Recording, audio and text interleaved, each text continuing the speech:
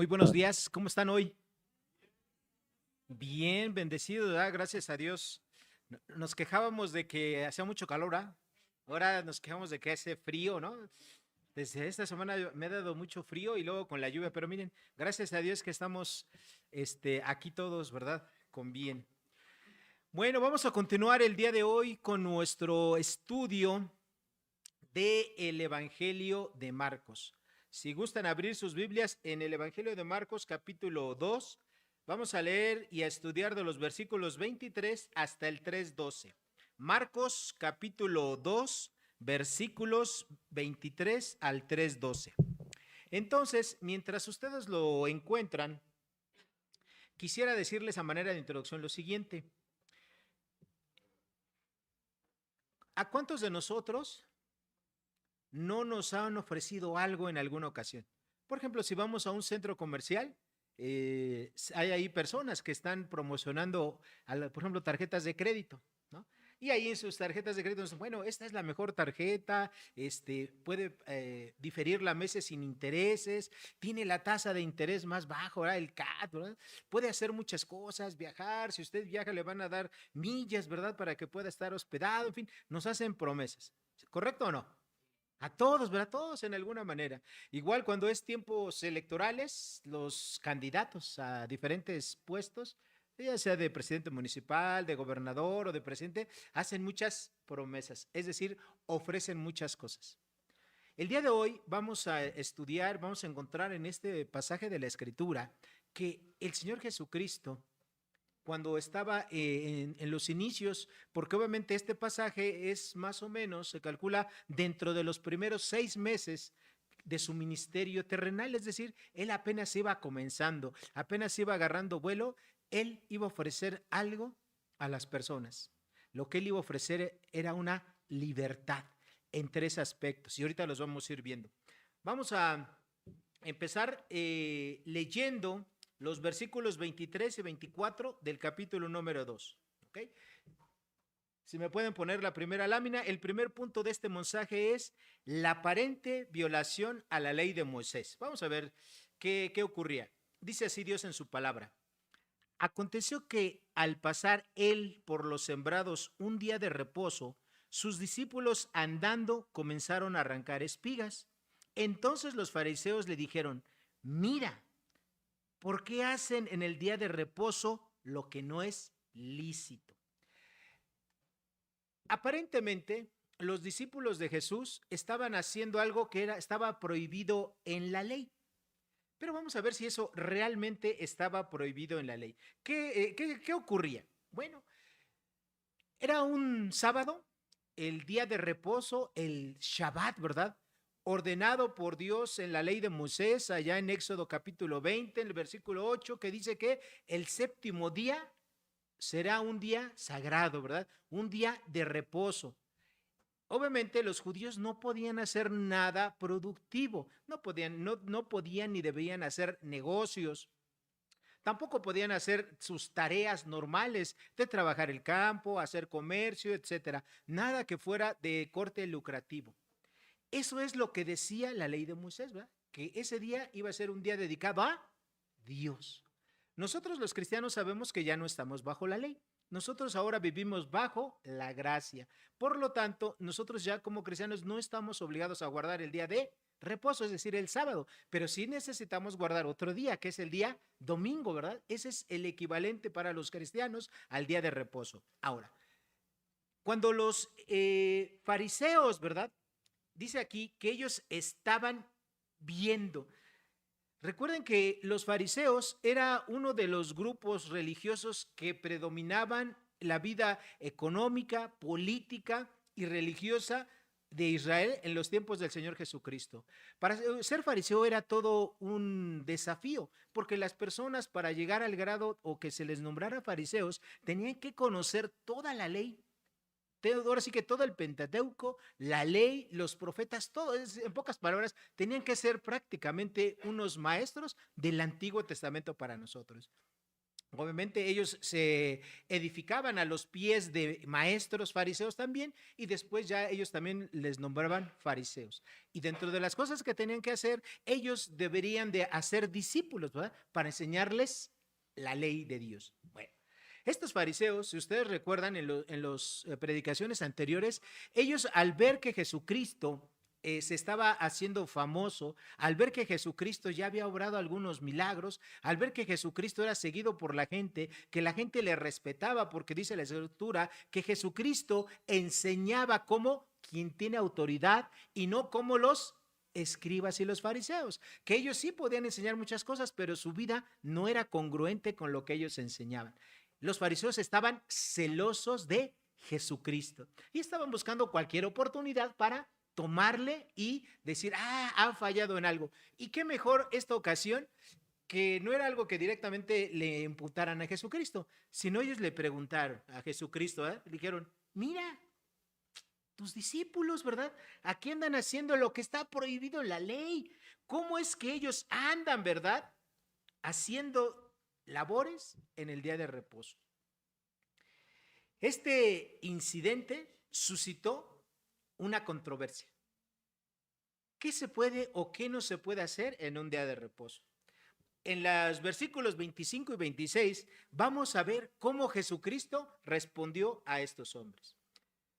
Pero él, es decir, Jesucristo les dijo, ¿nunca leísteis lo que hizo David cuando tuvo necesidad y sintió hambre, él y los que con él estaban?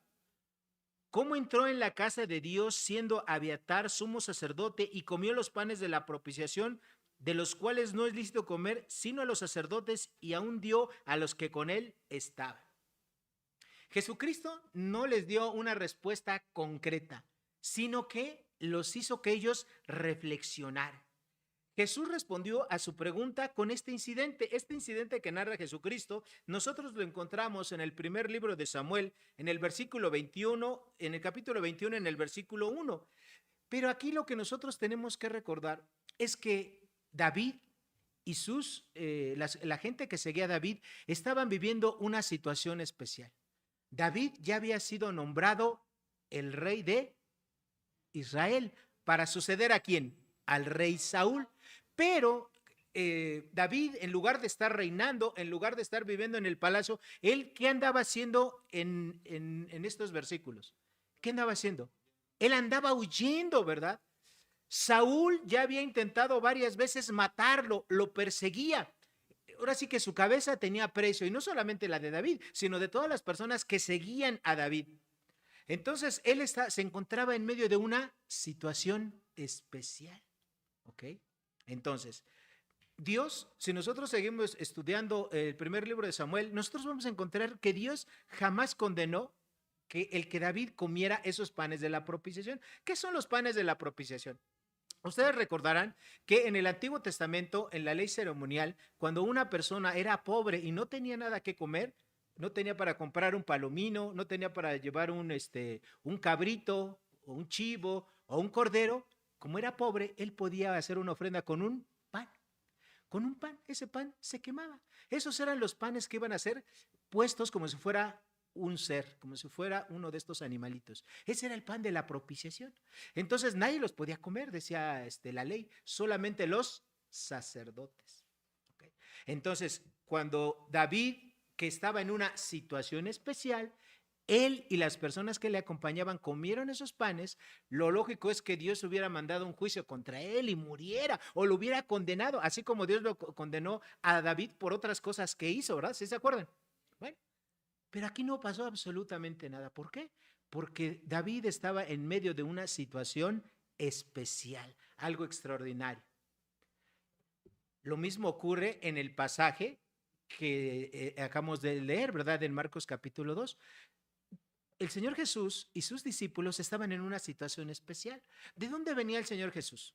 ¿De unas buenas vacaciones en Cancún? ¿No? ¿De dónde venía el Señor Jesús? Él venía de haber estado trabajando, predicando, enseñando la palabra de Dios. Él y sus discípulos no habían tenido tiempo de pasar al Oxxo, ni al Soriana, ni pedir, ¿verdad? Ahí en alguna plataforma, pues su comida.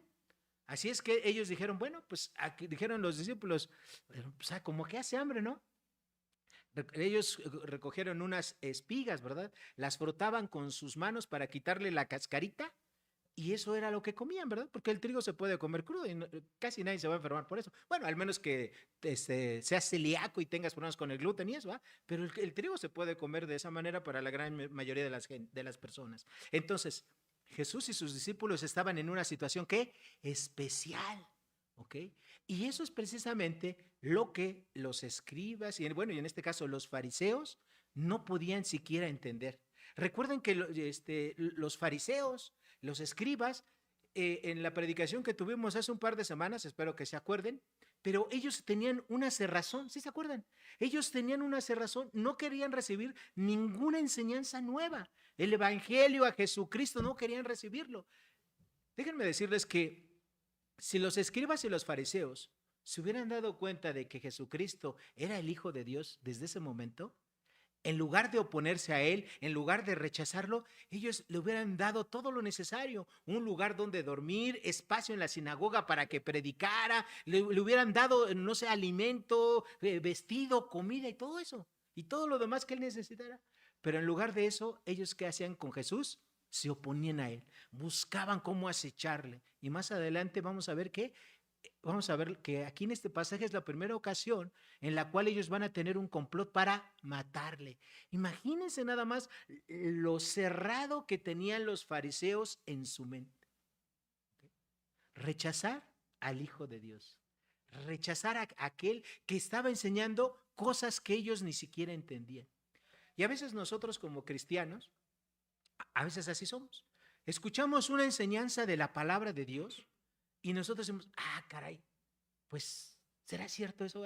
Sí creemos las doctrinas básicas de la salvación, de la gracia, del perdón de Dios, pero cuando encontramos que nosotros una doctrina que nos tiene que llevar a dejar el pecado, a cambiar nuestra mente, como que decimos, no, ¿verdad? Esta doctrina no.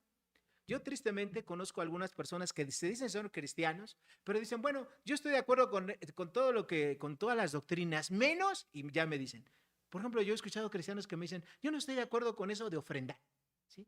Porque yo no sé qué hagan los pastores, ¿verdad? Con el dinero ni las iglesias. Yo conozco pastores que tienen mucho dinero, que no sé qué, que hacen mal uso del dinero. Por eso yo no estoy de acuerdo con esa doctrina. Y se cierran ante eso. Hay gente que dice, bueno, yo no estoy de acuerdo, ¿verdad? Con eso, ¿verdad? De orar. Y menos de madrugada. No, ¿cómo orar de madrugada? No, no, no. Ya eso de las 11, 12, que amanezca, que esté calientito, ¿verdad? ¿Cómo orar en la mañana? Y rechazan ciertas doctrinas de la Escritura.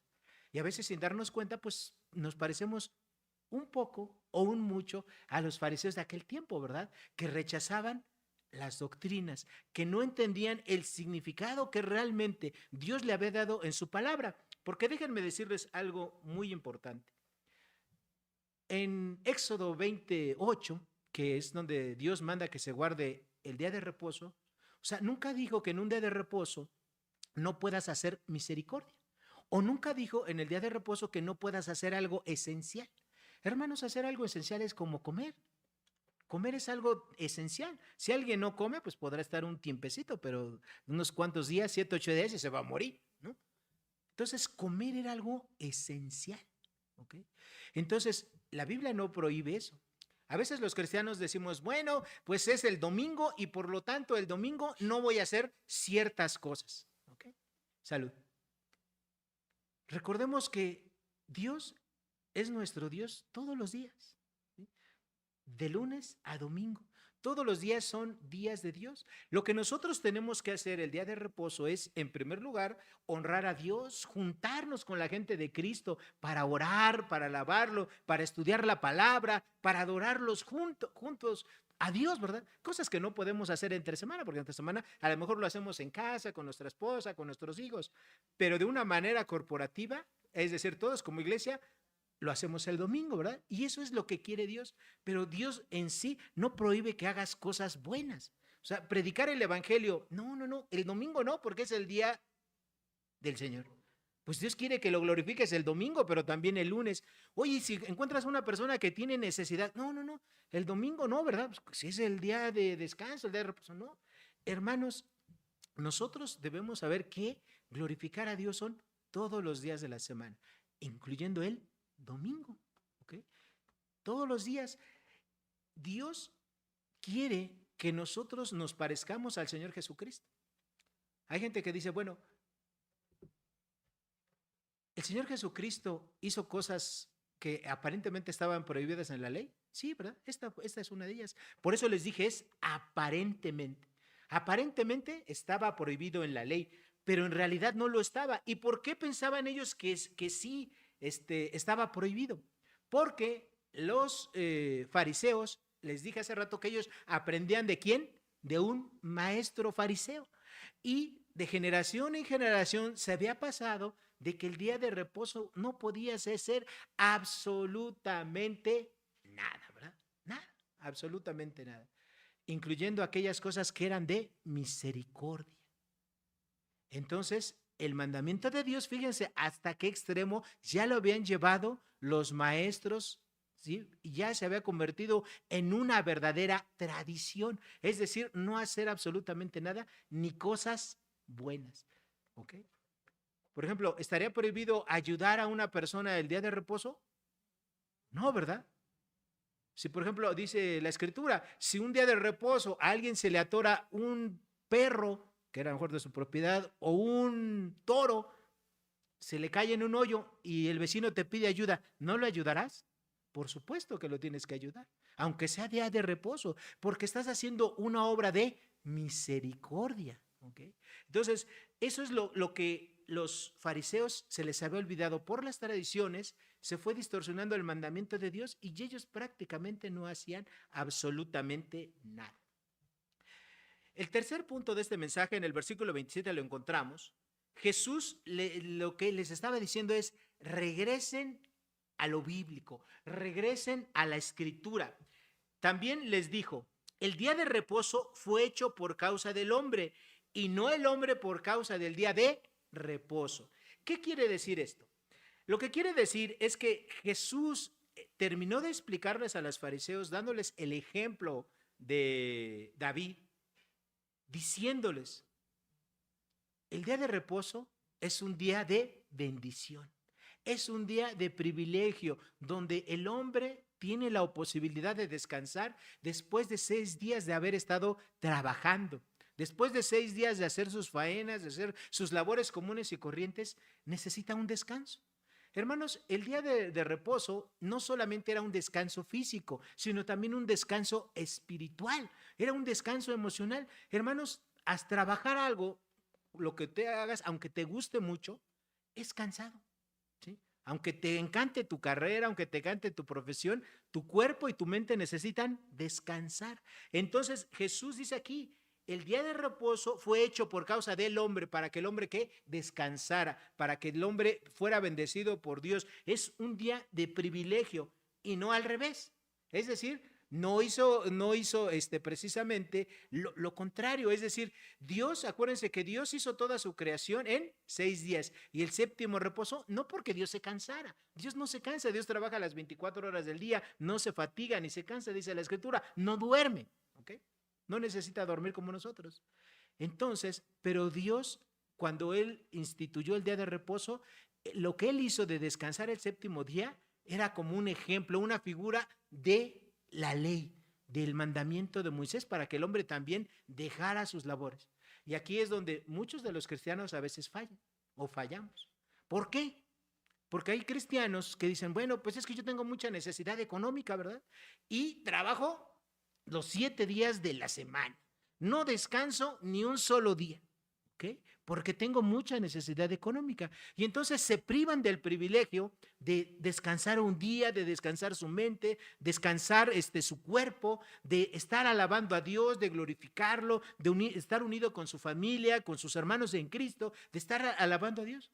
Hermanos, uno de los momentos que yo más disfruto es cuando estamos aquí todos juntos alabando a Dios, ¿sí? Yo canto solo en mi casa, ¿sí? O en el coche, ¿verdad? Pongo alabanzas, agarro mi celular y pongo y lo hago solito. Pero cuando lo hago con todos ustedes, hermanos, yo es un tiempo que yo disfruto. Disfruto de su compañía, de su convivencia, de que todos juntos estamos alabando al mismo Dios. Hace como unos 22 años, por ahí así, fui a Estados Unidos a la matriz de la organización cristiana donde yo trabajaba, y ahí es la primera vez que yo me sentí como en el cielo. En esa organización, en esa agencia, cuando yo estaba, había representación en 72 países del mundo. Y allá en Estados Unidos, muchas de las personas de todos esos 72 países íbamos, ¿verdad?, una vez al año a capacitarnos, a tener comunión, a escuchar las nuevas directrices de la organización. Y cuando yo estuve por allá, se hizo un culto especial. Y ahí en ese culto especial, así como dijo nuestro hermano Jonathan, pues las canciones las ponían en inglés, ¿verdad? Pero algunas yo ya me las sabía en español. Y ahí estábamos todos alabando y había personas, sin mentirles hermanos, más de 100 países diferentes alabando a Dios en estos momentos. Y algunos, pues obviamente que no sabían inglés, pues lo hacían en su idioma, ¿verdad? Y estaban adorando a Dios en su propio idioma.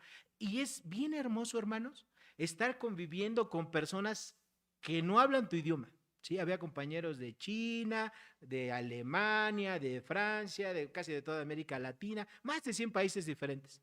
Y en ese momento de la oración era algo único, hermanos. Y es la primera vez que me he sentido así como en el cielo, ¿verdad? Una probadita. En el cielo, hermanos, vamos a estar ahí alabando a Dios en algunos momentos, ¿verdad? De cuando estemos ahí en su presencia.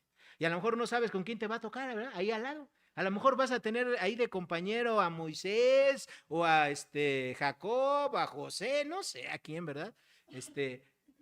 Ahí vas a estar. Y a lo mejor te va a tocar alabar a Dios, ¿verdad? Junto a ellos. Y eso es algo de lo que a veces los cristianos nos perdemos cuando nosotros mismos no destinamos, ¿verdad?, el domingo, que es el día del Señor, principalmente para adorarlo, para darle la gloria, para estudiar en su palabra, para meditar en él. ¿Okay? Y nos convertimos un poquito en algo opuesto a los fariseos. El cuarto punto de este mensaje es que el Señor Jesucristo enseñó que algo bien importante, que Él era el Señor, el Curios, el dueño de todo, incluyendo del día sábado. Versículo 28 dice, por lo tanto, el Hijo del Hombre es Señor aún del día de reposo. Hermanos, aquí nosotros en nuestra traducción que tenemos, cuando dice el Hijo del Hombre es Señor, quiere decir el Curios, el dueño, al que le pertenece todas las cosas, dice, es Señor aún del día de reposo. En otras palabras, Jesucristo les estaba diciendo, yo instituí el día de reposo.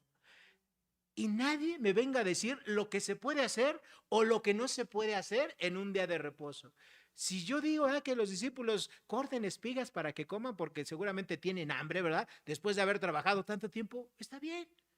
Y yo soy el Señor, yo lo puedo hacer. Porque Él era el dueño. Él es el dueño de todo. Este mundo subsiste porque Jesús lo está sustentando. Él es el que gobierna todo con sus leyes naturales que diseñó. Por eso este mundo subsiste. Y todos nosotros los que estamos aquí, el aire que respiramos es gracias a que Jesús está ahí, ¿verdad? Trabajando. El que usted y yo tengamos vida es gracias a que Jesús está haciendo su labor tan magnífica. ¿Okay? Él lo sustenta todo. A Él le pertenecemos. Entonces Jesús les dice, ¿verdad? Si a ustedes les preocupan tanto, oh fariseos, ¿verdad? Que si guardan, que si cortan espigas o si no, pues yo soy el que determina, ¿sí? ¿Qué es lo bueno y qué es lo malo? ¿Okay? Y eso, hermanos, es algo fundamental. Recordemos que nosotros debemos estar bajo la autoridad ¿de quién? De Jesús, el Curios, el Señor, el Rey de Reyes y el Señor de Señores. ¿Okay? Y eso es algo que nunca, nunca se nos tiene que olvidar. En resumen, lo que vemos hasta aquí es que Jesús, el siervo, a las personas que lo siguen, particularmente a sus discípulos, que les ofrece libertad. ¿Pero libertad de qué? No un libertinaje, les ofrece libertad de las costumbres de los hombres. ¿Ok? Eso es lo que está ofreciendo en estos primeros versículos. Jesús le está diciendo a sus discípulos y a los fariseos, yo les doy libertad de las costumbres de los hombres. Hermanos, a veces sin querer, también en las iglesias cristianas evangélicas tenemos costumbres, ¿verdad? Y heredamos cosas que la gente piensa que se hacen porque dice la Biblia, pero no, a veces las hacemos porque es una mera costumbre y tenemos que estar libres de ellos. Un ejemplo, en la semana como compartimos con en la célula y decíamos acerca de algo. ¿Quién puede bautizar a otro cristiano, a una persona, a un nuevo convertido? ¿Quién lo debe de bautizar? Y pues la respuesta de todos, casi todos diríamos, pues el pastor, ¿verdad? Él es el único, pero no es cierto. ¿Quién puede bautizar a otro cristiano? Otro cristiano, ¿verdad? Sí, otro creyente lo puede bautizar, pero por costumbre o tradición, pues estamos acostumbrados precisamente a que los pastores sean los que bauticen. Pero, por ejemplo, yo les diría, ¿se acuerdan del pasaje en Hechos de Felipe y el etíope? ¿Sí se acuerdan de ese pasaje? ¿Felipe era pastor? No, ¿verdad? Él era un evangelista, ¿verdad? Él era uno, ¿verdad? De los que estaban ahí en la primera iglesia que salió a predicar el evangelio. Entonces, ¿él por qué bautizó? Ya ven, no solamente los pastores pueden bautizar, también otras personas pueden bautizar a un nuevo convertido. Y máxime si ese nuevo convertido puede ser a lo mejor su hijo, su hermano o alguien que quiera mucho, ¿verdad? Lo pueden bautizar. Y eso no está prohibido. Entonces, a veces en las iglesias también tenemos costumbres, ¿verdad? Que sin que sean pecado, pensamos que eso es lo que dice la palabra de Dios. Entonces, tenemos que cuidar mucho. Por eso Jesucristo les estaba diciendo, regresen a las escrituras, vuelvan, ¿verdad? Aprendan lo que realmente dice la palabra de Dios. ¿Okay? Bueno. En el versículo 1 y 2, ya del capítulo 3, nosotros encontramos una segunda controversia de Jesucristo con los fariseos. Dice, otra vez entró Jesús en la sinagoga y había un hombre que tenía la mano seca y le acechaban. ¿Quién le acechaban? Los fariseos. ¿Para qué? Para ver si en el día de reposo le sanaría a fin de acusarle otra vez. ¿Eh? Entonces, la situación se repite. Un día de reposo, ¿qué día era? Sábado, ¿ok? Estaba Jesús, estaban también los fariseos. Y los fariseos nada más estaban viendo, ¿verdad? Sí, ¿qué hacía el Señor Jesucristo para ver si lo acusaban? ¿Qué haría? ¿Qué haría el Señor Jesucristo en ese día de reposo? El punto número 6 está en el versículo 3 de este capítulo 3.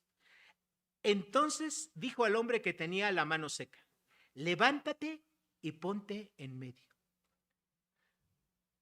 ¿En qué consiste o consistía esta enfermedad de la mano seca?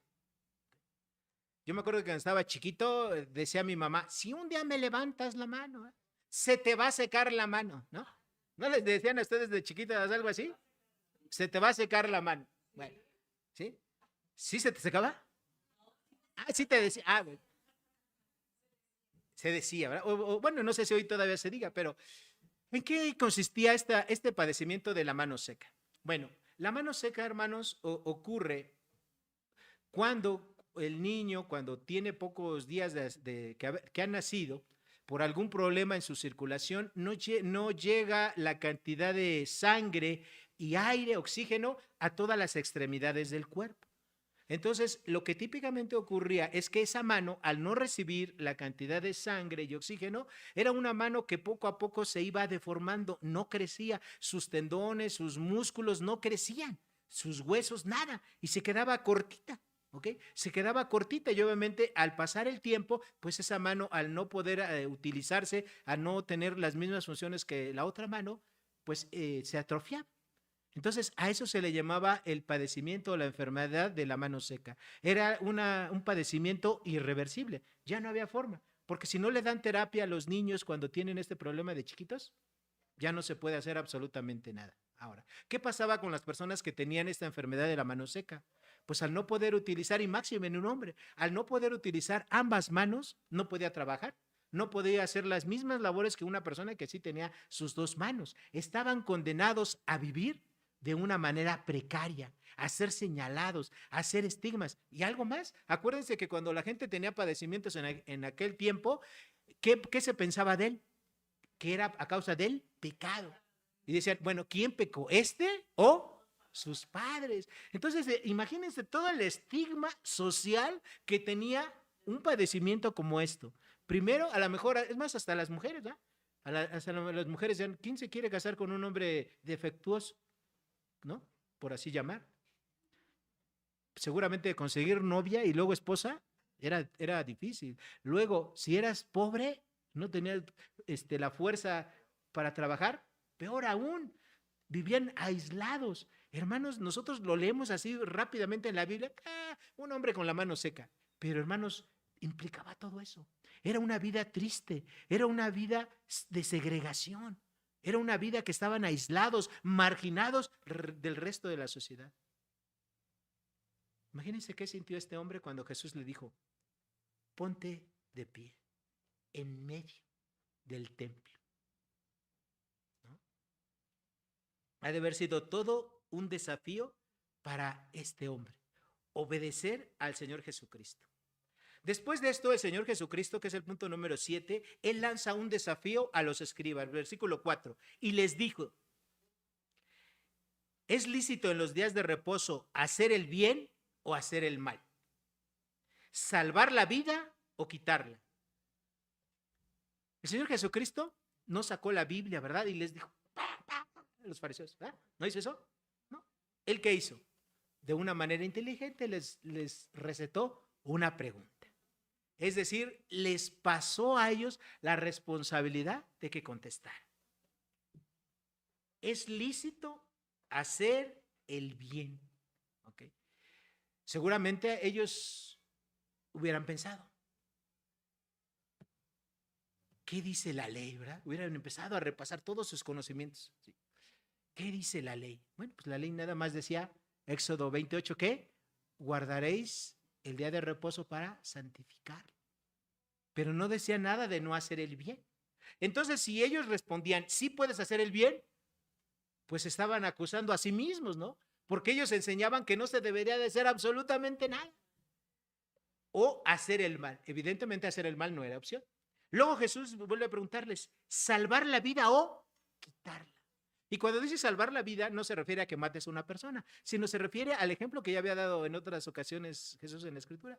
Dice, ustedes son hipócritas, ¿verdad? Porque si tu buey, ¿verdad? Si tu animalito cae en un pozo el día de reposo, ¿ahí lo dejas que se muera o qué haces? Lo sacas, ¿verdad?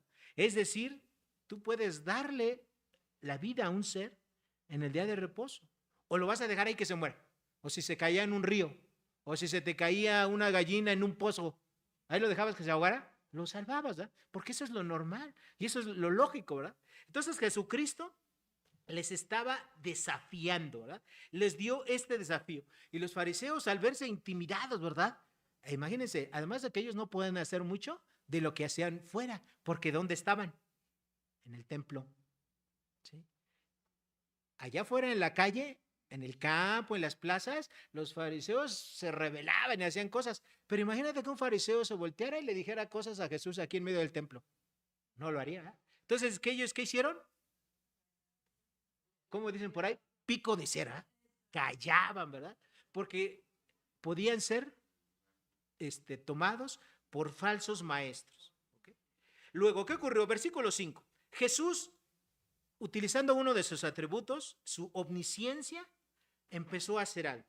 Dice, entonces mirándolos alrededor con enojo, con ira santa, y entristecido por la dureza de sus corazones, dijo al hombre, extiende tu mano.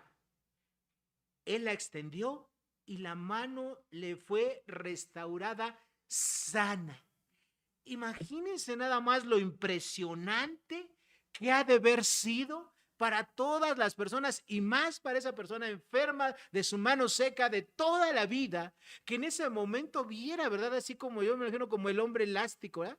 Que su mano se le fuera estirando y que fuera recobrando el movimiento y que se le fuera haciendo de un tamaño normal, con fuerza, con tendones, con músculos, con hueso.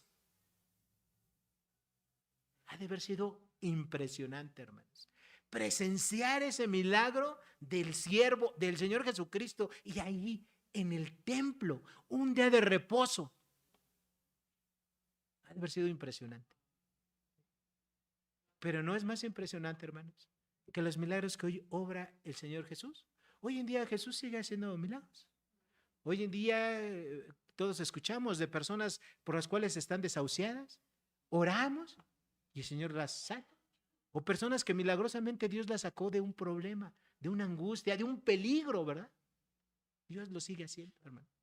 Dios lo sigue haciendo. Jesús, al ser Dios, tenía todos los atributos de Dios. Él decidía en qué momento ejercer esos atributos y en qué momento no hacerlo. Jesús aquí, lo que vio en ellos fue una enorme tristeza. Primero, enojo, ¿verdad? Pero su enojo de Jesús no es como el nuestro. Acuérdense que Dios se enoja, sí, ¿verdad? Dios tiene una ira, pero esa ira se conoce como ira santa, ¿verdad? Muy diferente a la nuestra. ¿Por qué? Porque Dios todo lo que hace, lo hace de una manera justa, santa y buena. Nosotros no. ¿Ok? Entonces, Jesús, ¿verdad? Con su ira santa pasó a una tristeza. Y pasó con una tristeza. ¿Por qué? Porque esta era la segunda ocasión, por lo menos en este pasaje, en la cual Jesús estaba con ellos, con los fariseos, y su dureza de su corazón era tan grande que Jesús la vio en sus corazones. Jesús podía ver todo, ¿verdad? Sus pensamientos. Nosotros como seres humanos no podemos ver, ¿verdad? Muchos de ustedes me están viendo muy atentos, pero yo no sé si por dentro están pensando en ir a ver el partido, ¿verdad? De fútbol al rato, de la selección de México, ¿no? Pero Jesús sí podía ver, y él lo único que vio fue dureza en sus corazones, y le dio tristeza. De que ellos, que se supone que era la gente que más conocía de la palabra, que más conocía la ley, era la gente más dura y que más le rechazó y más alejada de Dios. Tú y yo tenemos que aprender algo, hermanos. Qué bueno que tú te edifiques, qué bueno que tú sepas mucho de la palabra de Dios, pero eso te tiene que llevar a vivir más la palabra de Dios. Te tiene que llevar a ser más misericordioso. Te tiene que llevar a ayudar más a tus hermanos. No te tiene que llevar al orgullo, no te tiene que llevar a quererte más que los demás. No. El que más sabe es el que tiene que ser el más sencillo de todos. El que más sabe es el que tiene que poner el ejemplo. El que más sabe es el que tiene, ¿verdad?, en su vida la mayor responsabilidad de instruir a los demás. No como decían cuando yo era chico, ¿verdad? El quererse el muy, el más, ¿no? No, por el contrario, tiene que ser el más humilde de todos. Estos hombres, los fariseos, en lugar de utilizar su conocimiento para enseñarle al pueblo, pues ellos se jactaban de sí mismos, ¿eh?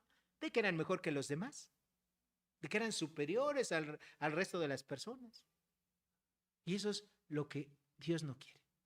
Dios lo que quiere es que nosotros, que sepamos más y más de la palabra, seamos los más humildes, seamos los más atentos, los que más sirvan, los que más ayuden.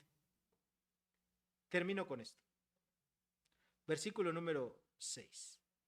Nosotros vemos aquí en este versículo 6 que los fariseos, dice, y salidos los fariseos, tomaron consejo con los herodianos contra él para destruirle.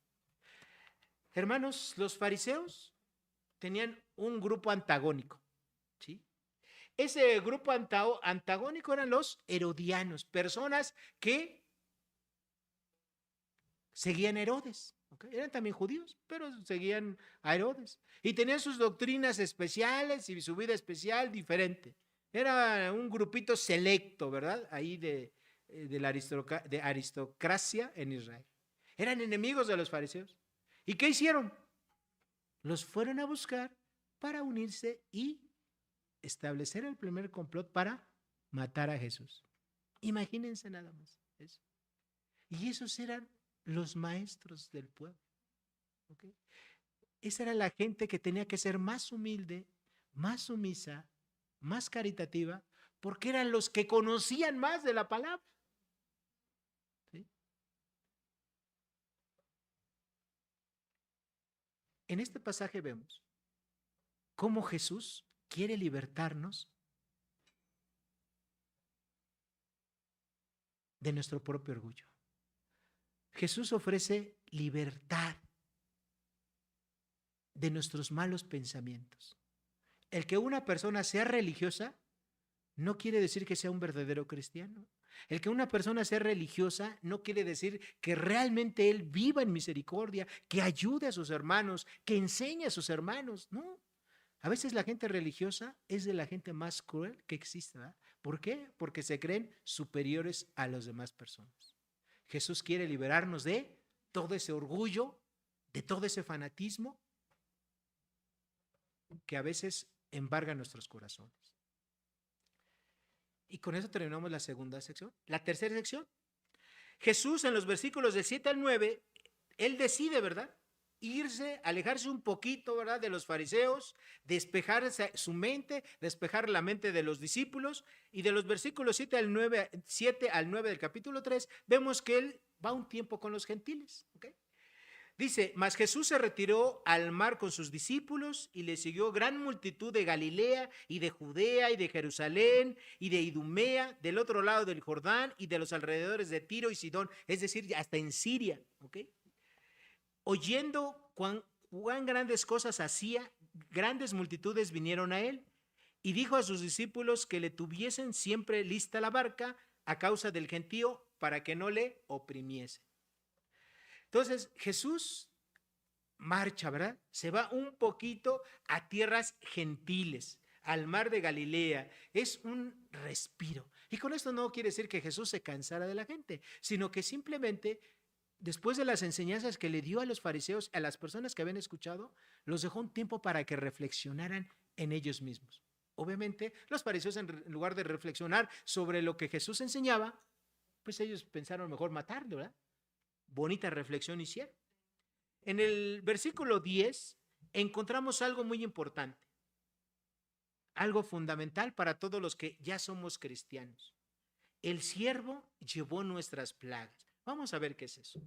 Dice, porque había sanado a muchos, de manera que por tocarle, cuantos tenían plagas caían sobre él. Bueno, ¿qué significa que las plagas caían sobre de Jesús? Yo cuando estaba estudiando este pasaje, así como en mi mente de estudiante, me remonté a mis años mozos.